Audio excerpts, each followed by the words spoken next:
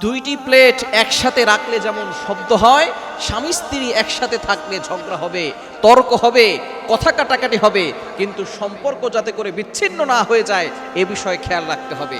একসাথে থাকলে কথা কাটাকাটি হয়, ঝগড়া হয়, তবে সম্পর্ক ছিন্ন করা সব সমস্যার সমাধান নয়।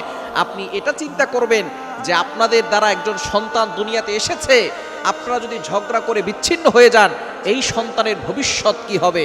এজন্য সন্তানের দিকে তাকিয়ে হলেও স্বামী স্ত্রীরা সবসময় ঝগড়ায় লিপ্ত হয়ে বিচ্ছিন্নর দিকে চলে যাবেন না, কেননা ডিভোর্স সব সমস্যার সমাধান নয়। এজন্য একজন রাগ হয়ে গেলে আরেকজন চুপ থাকবেন, একজন রেগে গেলে আরেকজন চুপ থাকবেন, একে অপরকে সহযোগিতা করবেন, দুইজনে একসাথে রেগে যাবেন না।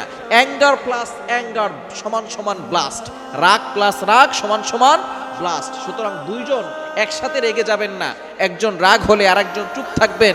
যখন তার মাথা ঠান্ডা হবে তখন আপনি তাকে সুন্দর করে ভালো করে তাকে বুঝিয়ে দিবেন, তাহলেই দেখবেন সংসারে সুখ আসবে।